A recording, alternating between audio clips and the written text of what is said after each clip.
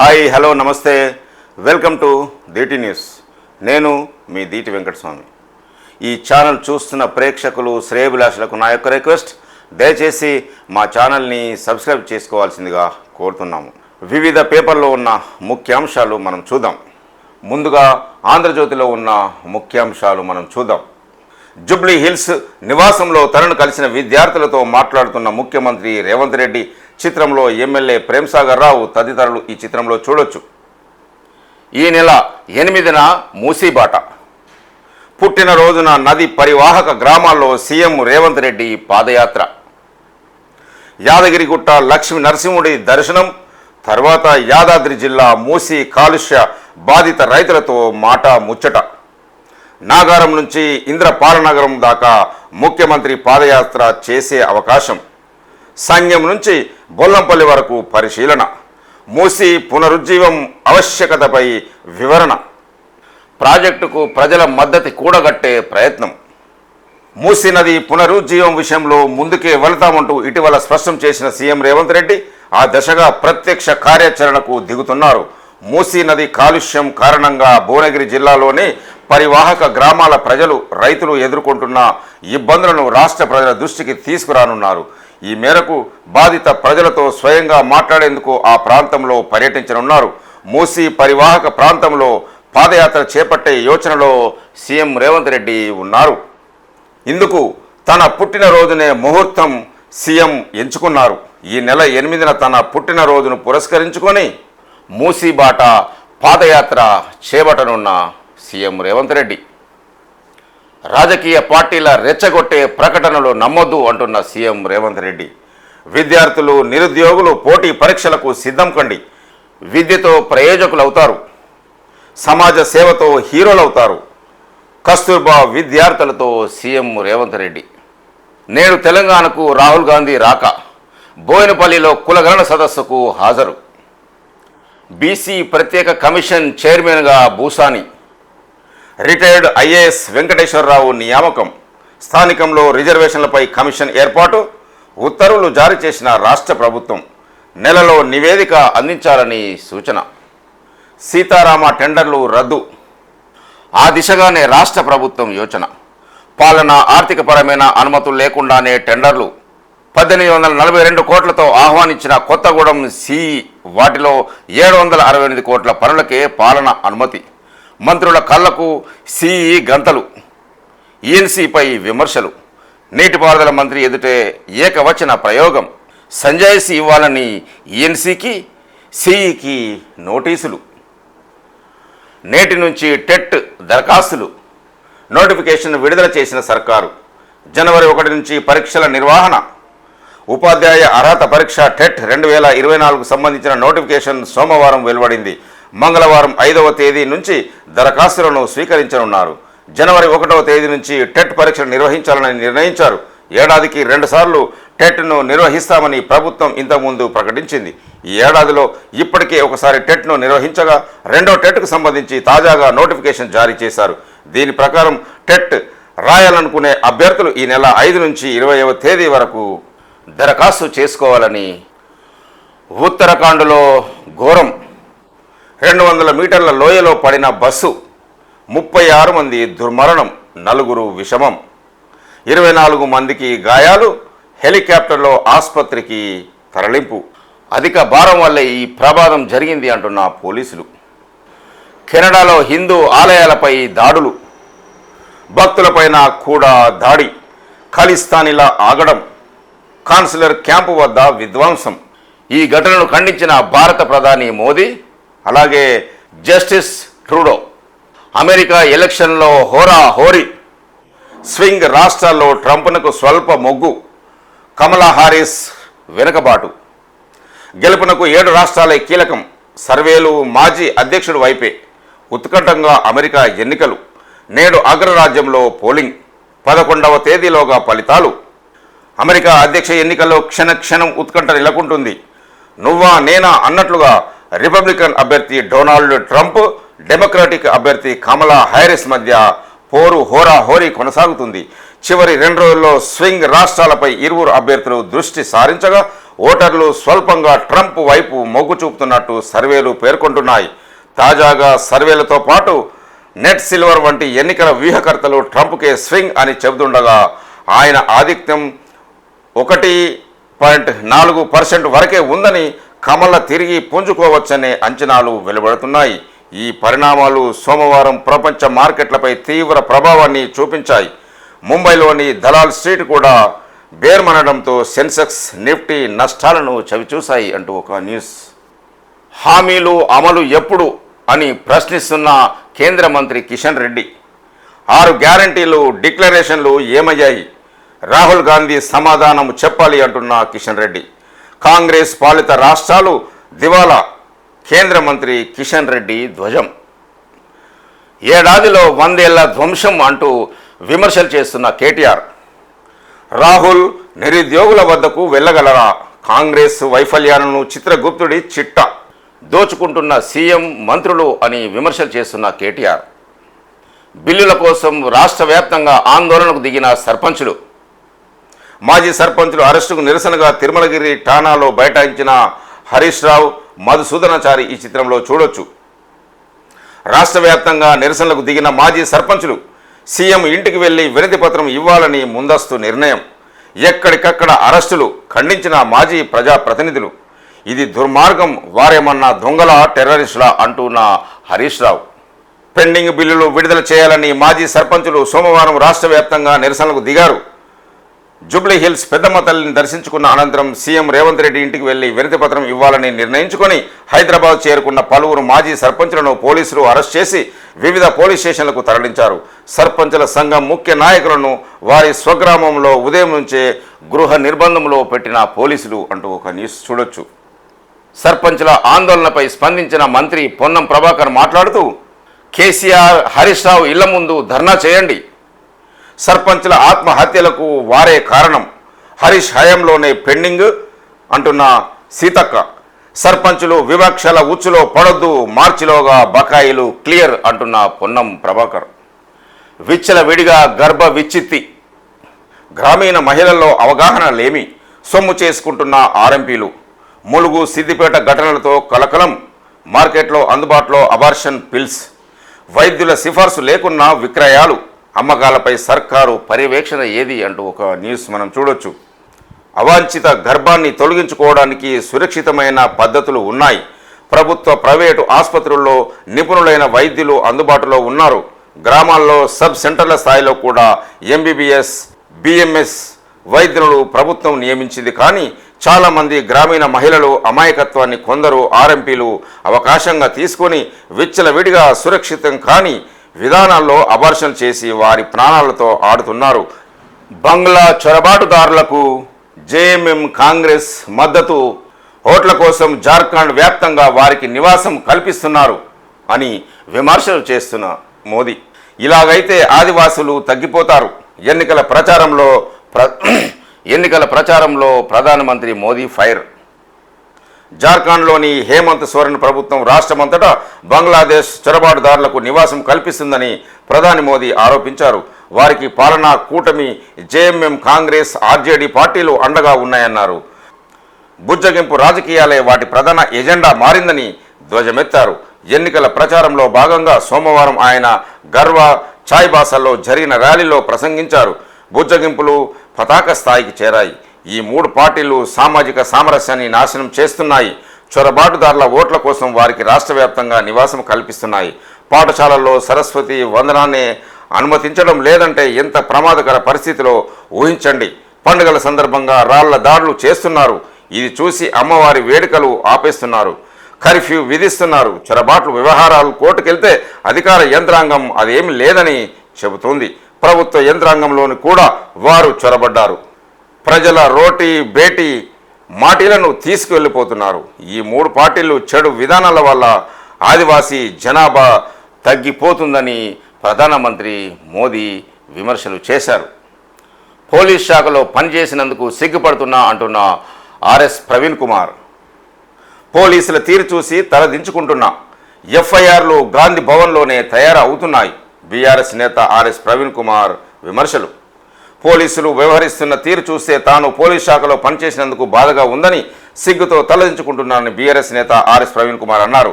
రాష్ట్రంలో అరాచక పాలన సాగుతుందని బీఆర్ఎస్ నేతలు కార్యకర్తలపై ఇష్టానుసారంగా కేసులు నమోదు చేస్తున్నారని ఆరోపించారు. సోమవారం మహబూబ్నగర్ జిల్లా జైలులో ఉన్న మాజీ మంత్రి శ్రీనివాస్ గౌడ్ సోదరుడు శ్రీకాంత్ గౌడ్ను ములాఖాతులో శ్రీనివాస్ గౌడ్తో పాటు కలిసి అనంతరం ప్రవీణ్ కుమార్ మీడియాతో మాట్లాడుతూ పోలీస్ శాఖ ఘోరమైన స్థాయికి దిగజారిందని, ఎఫ్ఐఆర్లు గాంధీ భవన్లో తయారై అక్కడి నుంచి పోలీస్ స్టేషన్లకు వస్తున్నాయని ఆరోపించారు. ప్రభుత్వం అందులో ఇళ్లను కూలగొడితే నిరక్షులైన వారందరికీ శ్రీకాంత్ గౌడ్ 10 రోజుల పాటు భోజనం పెట్టి అండగా నిలబడ్డారని, దానికి కేసులు నమోదు చేయడం ఏమిటి అని ఆర్ఎస్ ప్రవీణ్ కుమార్ పోలీసులను ప్రశ్నించారు. కేబినెట్లో విభేదాలు, కాంగ్రెస్లో కుమ్ములాటలు అంటున్న ఏలేటి మహేశ్వర్ రెడ్డి. కేబినెట్లో విభేదాలు, కాంగ్రెస్లో కుమ్ములాటలను కట్టడి చేయలేని సీఎం రేవంత్ రెడ్డి తమ వైఫల్యాలను కప్పిపుచ్చుకునేందుకే కాంగ్రెస్ ప్రభుత్వాన్ని బీఆర్ఎస్తో కలిసి కూల్చివేసేందుకు బీజేపీ ప్రయత్నిస్తుందంటూ తప్పుడు ప్రచారాలు చేయించడం ఆయన దివాలాకోరు రాజకీయాలకు నిదర్శనమని బీజేపీ ఎల్పీ నేత ఏలేటి మహేశ్వర్ రెడ్డి మండిపడ్డారు. సోమవారం నిర్మల్లో ఆయన మీడియాతో మాట్లాడుతూ బీఆర్ఎస్తో కాంగ్రెస్ పార్టీయే కుమ్మక్కయిందన్నారు. అందుకే ఆ పార్టీ ముఖ్య నేతలపై కేసులు పెట్టడం లేదన్నారు. మంత్రి శ్రీధర్బాబు అవగాహన లేకుండా బీజేపీ కాంగ్రెస్ కుమ్మక్కయ్యని ఆరోపణలు చేశారని తెలిపారు. కాంగ్రెస్ ప్రభుత్వాన్ని కూల్చాల్సిన అవసరం బీజేపీకి లేదన్నారు. ముఖ్యమంత్రులను మార్చిన చరిత్ర ఉన్న కాంగ్రెస్ ఇప్పుడు రేవంత్ రెడ్డిని మార్చి మరొక సీనియర్ మంత్రిని సీఎం చేయడానికి కసరత్తు చేస్తున్నట్లు సమాచారం ఉందని, దీనిపై తాను మీడియాలో మాట్లాడినట్టు మహేశ్వర్ రెడ్డి వివరించారు. ఇందులో ప్రభుత్వాన్ని పడదోసే వ్యూహం మంత్రి శ్రీధర్బాబుకు కనిపించడము ఆయన దృష్టి లోపానికి నిదర్శనమన్నారు. ముఖ్యమంత్రి రేవంత్ రెడ్డి, ఉప ముఖ్యమంత్రి బట్టి విక్రమార్కకు విభేదాలు ఉన్న మాట వాస్తవమా కాదా అని ఆయన ప్రశ్నించారు. మొదటి నుంచి కాంగ్రెస్లో కొనసాగుతున్న 6 మంత్రులు కేబినెట్లో ఒక గ్రూపుగా సీఎంతో సహా టీడీపీ, బీఆర్ఎస్ నుంచి వచ్చిన మిగిలిన 6 మరొక వర్గంగా విడిపోలేదా అని ఏలేటి ప్రశ్నించారు. ఈ అంశాల ఆధారంగా ముఖ్యమంత్రి మార్పు గురించి కాంగ్రెస్ సీనియర్ల మధ్య జరుగుతున్న చర్చ గురించి తాను ప్రస్తావించినట్లు మహేశ్వర్ రెడ్డి తెలిపారు. సీఎం రేవంత్ రెడ్డికి కాంగ్రెస్ అగ్రనేత రాహుల్ గాంధీ అపాయింట్మెంట్ కూడా ఇవ్వడం లేదు అని మహేశ్వర్ రెడ్డి వ్యాఖ్యలు చేశారు. డిఎస్పీ ఉద్యోగానికి రాజీనామా చేసి పట్టభద్ర ఎమ్మెల్సీ అభ్యర్థిగా బరిలోకి దిగిన డిఎస్పీ గంగాధర్ పోలీసు ఉద్యోగం వదిలి రాజకీయాల్లో చేరుతున్నారు. మందనం గంగాధర్ నిజామాబాద్ జిల్లా ఆర్మూర్కు చెందిన మందనం గంగాధర్ స్వచ్ఛందంగా పదవి విరమణ చేశారు. త్వరలో పట్టభద్రుల ఎమ్మెల్సీ అభ్యర్థిగా బరిలోకి దిగుతున్నారు. సుమారు 2.5 దశాబ్దాలుగా పోలీసులు తాను నిర్వహించిన సేవలు సంతృప్తినిచ్చాయని, ప్రజలకు మరింత సేవ చేసేందుకు, మెరుగైన సేవలు అందించేందుకు రాజకీయాల్లోకి వెళ్తున్నట్టు డిఎస్పీ గంగాధర్ తెలియజేశారు. ఇప్పుడు ఈనాడులోని ముఖ్యాంశాలు మనం చూద్దాం. ఆస్తులెన్ని, అప్పులెన్ని అంటూ ఒక న్యూస్. 5 ఏళ్లలో సంక్షేమ పథకాలేమైనా పొందారా? ఇంట్లో ఎవరైనా విదేశాలకు వెళ్ళారా? ప్రజాప్రతినిధిగా ఎన్నికయ్యారా? మొత్తం 75 ప్రశ్నలతో సమాచార సేకరణ. రేపటి నుంచి సమగ్ర కుటుంబ సర్వేలో భాగంగా ఇంటింటికి వెళ్ళి మొత్తం 56 ప్రధాన ప్రశ్నలు వేస్తారు. వాటిలో కొన్నింటికి ఉప ప్రశ్నలు వేసి ప్రతి కుటుంబం నుంచి సమగ్రంగా సమాచారాన్ని సేకరించాలని ప్రభుత్వం గణకులకు నిర్దేశించింది. సర్వేలో కుటుంబ యాజమాని సభ్యుల వివరాలను నమోదు చేయడంతో పాటు కుటుంబంలోని ప్రతి ఒక్కరి ఫోన్ నంబరు, వారు చేసే వృత్తి లేదా ఉద్యోగ వివరాలు కూడా సేకరిస్తారు. ధాన్యం కొనుగోలు సాఫీగా సాగాలి అంటున్న రేవంత్ రెడ్డి. ఎక్కడికక్కడే సమస్యలు పరిష్కరించాలి. ముఖ్యమంత్రి రేవంత్ రెడ్డి ఆదేశాలు. ఉమ్మడి జిల్లాకు ఒక ప్రత్యేక అధికారి. రాష్ట్ర వ్యాప్తంగా ధాన్యం కొనుగోళ్ల ప్రక్రియ సాఫీగా జరిగేందుకు అవసరమైన చర్యలు చేపట్టాలని సీఎం రేవంత్ రెడ్డి అధికారులను ఆదేశించారు. ఈ మేరకు సీఎంఓ ఒక ప్రకటనలో వెల్లడించింది. రైతులకు ఇబ్బందులు కలగకుండా అన్ని జిల్లాల్లో కొనుగోళ్లు చేపట్టాలని, ప్రత్యేక అధికారుల క్షేత్రస్థాయికి వెళ్లి కొనుగోలు కేంద్రాలను సందర్శించాలని సీఎం ఆదేశించారు. కొనుగోళ్లు జరుగుతున్న తీరును పరిశీలించి ఏమైనా సమస్యలుంటే అక్కడికక్కడే పరిష్కరించాలని సూచించారు. ప్రభుత్వ పథకాలు, కార్యక్రమాలను సమర్థంగా అమలు చేసేందుకు ప్రతి ఉమ్మడి జిల్లాలో ఒక ఐఏఎస్ను ప్రత్యేక అధికారిగా నియమించండి అంటూ ఆదేశాలు జారీ చేసిన సీఎం. సామాజిక న్యాయం కోసం ఏం చేయాలని మేధావులతో చర్చించనున్న రాహుల్ గాంధీ. నేడు హైదరాబాదులో కులగణనకు హాజరు. సీఎంకు బీసీ సంఘాల ధన్యవాదాలు. సీఎం రేవంత్ రెడ్డిని అభినందిస్తున్న ఆర్ కృష్ణయ్య, చిత్రంలో కృష్ణమోహన్ రావు, దానం నాగేందర్, మెట్టు సాయికుమార్, బీసీ సంఘాల నేతలు ఈ చిత్రంలో చూడొచ్చు. స్థానిక సంస్థల ఎన్నికల్లో బీసీ రిజర్వేషన్లపై ప్రత్యేక కమిషన్ ఏర్పాటు చేయడంపై బీసీ సంఘాలు హర్షం వ్యక్తం చేశాయి. ముఖ్యమంత్రి రేవంత్ రెడ్డిని జూబ్లీ హిల్స్లోని ఆయన నివాసంలో సోమవారం మాజీ MP are Krishnaiah, MLA Danam Nagender, fishermen corporation chairman మెట్టు సాయికుమార్, బీసీ కమిషన్ మాజీ చైర్మన్ వకులాభరణం కృష్ణమోహన్ రావు, బీసీ సంఘాల నేతలు కలిసి ధన్యవాదాలు తెలిపారు. ప్రత్యేక బీసీ కమిషన్ ఏర్పాటు నిర్ణయాన్ని స్వాగతిస్తున్నట్టు వారు సీఎం రేవంత్ రెడ్డికి ధన్యవాదాలు తెలియజేశారు. ఇప్పుడు వెలుగు పేపర్లోని ముఖ్యాంశాలు మనం చూద్దాం. అన్ని పార్టీలతో మెగా బంధం అంటూ ఒక న్యూస్ మనం చూస్తున్నాం. గత బీఆర్ఎస్ సర్కారుతో 10 ఏళ్ల పాటు చట్టాపట్టాల్, కాళేశ్వరం, పాలమూరు సహా కీలక ప్రాజెక్టులన్నీ మెగా కంపెనీకే. కాళేశ్వరం ప్రాజెక్టుతో సంపన్నుల జాబితాకెక్కిన కృష్ణారెడ్డి, రాష్ట్రంలో ప్రభుత్వం మారగానే కాంగ్రెస్కు దగ్గరయ్యే ప్రయత్నం, స్కిల్ వర్సిటీ కోసం సిఎస్ఆర్ కింద 200 కోట్ల అందజేత. ప్రస్తుతం నారాయణపేట, కొడంగల్ 2 ప్యాకేజీ పనులు ఆ సంస్థకే. ఎన్నికల బాండ్ల కొనుగోలులో టాప్ 2లో మెగా. వివిధ పార్టీలకు 966 కోట్ల విరాళాలు, అందులో బీజేపీకే 584 కోట్ల విరాళం అంటూ ఒక న్యూస్ మనం చూడొచ్చు. వివిధ పార్టీలకు మెగా ఇంజనీరింగ్ కంపెనీ ఇచ్చిన ఎన్నికల బాండ్ల వివరాలు మనం ఈ చిత్రంలో చూడొచ్చు. బీజేపీకి 584 కోట్లు, బీఆర్ఎస్కి 195 కోట్లు, డిఎంకేకి 85 కోట్లు, వైఎస్ఆర్పీకి 37 కోట్లు, టీడీపీకి 28 కోట్లు, కాంగ్రెస్కు 18 కోట్లు, జేడీయూకు 10 కోట్లు, జేడీఎస్ 5 కోట్లు, జనసేనకి 4 కోట్లు విరాళాలు ఇచ్చిన మెగా సంస్థ అంటూ ఒక న్యూస్ మనం ఇప్పుడు చూడొచ్చు. బీఆర్ఎస్, బీజేపీ, కాంగ్రెస్ పార్టీ ఏదైతే ఏంది, అన్ని పార్టీలతో మెగా కంపెనీ దోస్తు చేస్తున్నది. అధికారంలో ఏ పార్టీ ఉంటే ఆ పార్టీకి దగ్గరవుతున్నది.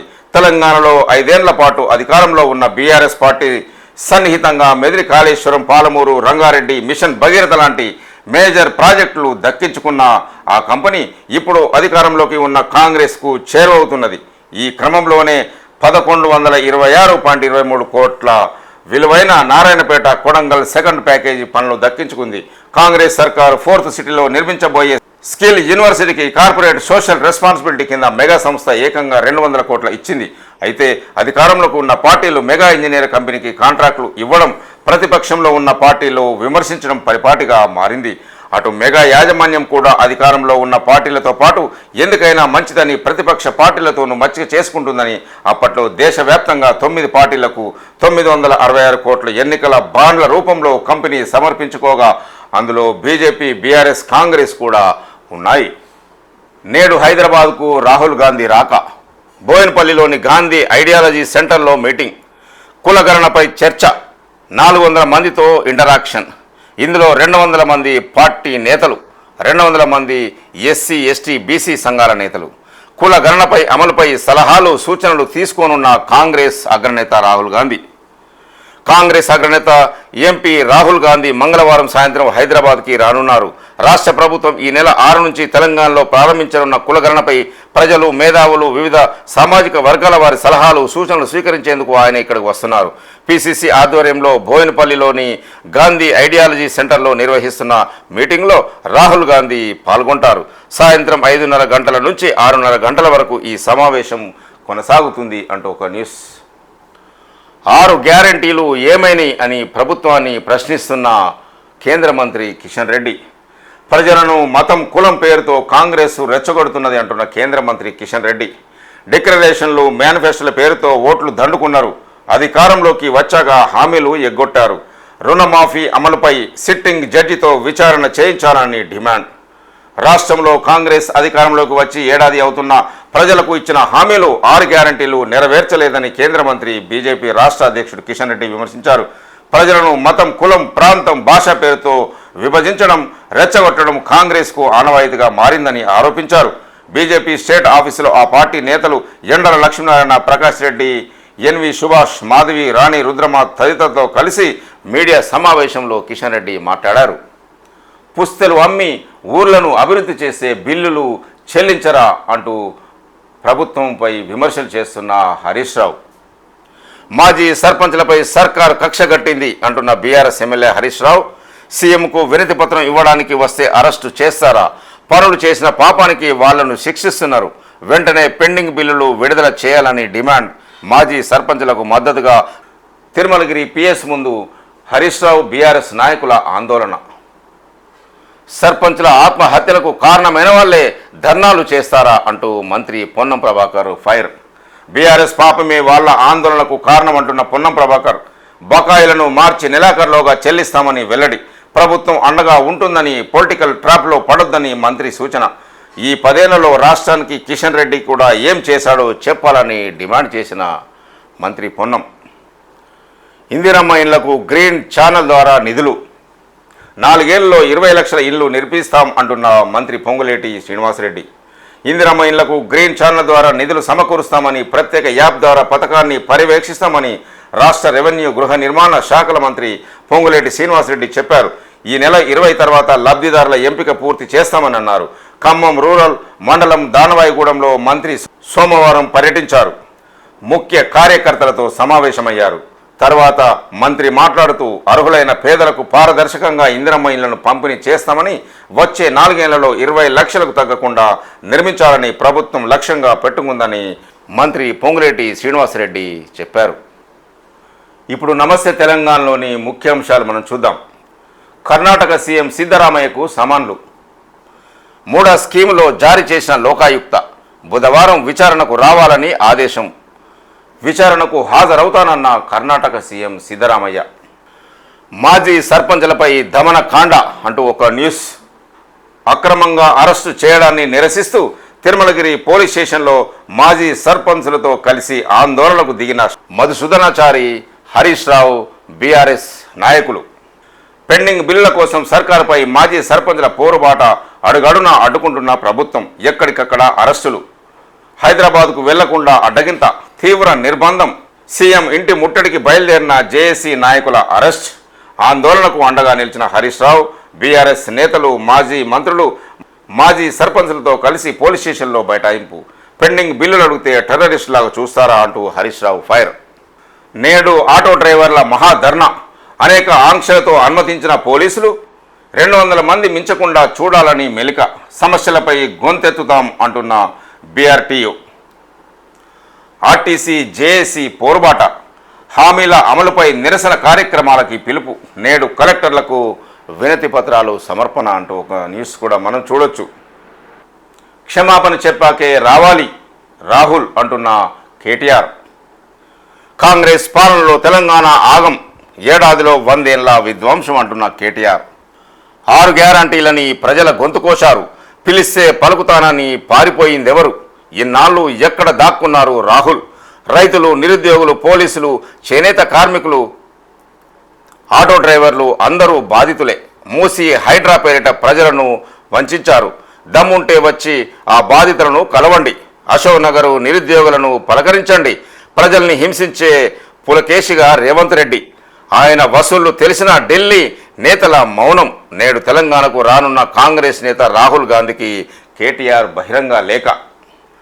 కాంగ్రెస్ ప్రభుత్వం ఏడాది పాలనలోనే రాష్ట్రం 10 ఏళ్ల విధ్వంసానికి గురైందని బీఆర్ఎస్ వర్కింగ్ ప్రెసిడెంట్ కేటీఆర్ మండిపడ్డారు. రాష్ట్రంలో చేపడుతున్న కుల గణన అంశంపై మంగళవారం సాయంత్రం కుల సంఘాలతో నిర్వహించిన సమావేశంలో పాల్గొనేందుకు కాంగ్రెస్ అగ్రనేత, లోక్సభలో ప్రతిపక్ష నేత రాహుల్ గాంధీ హైదరాబాద్ వస్తున్న నేపథ్యంలో కేటీఆర్ ఆయనకు బహిరంగ లేఖ రాశారు.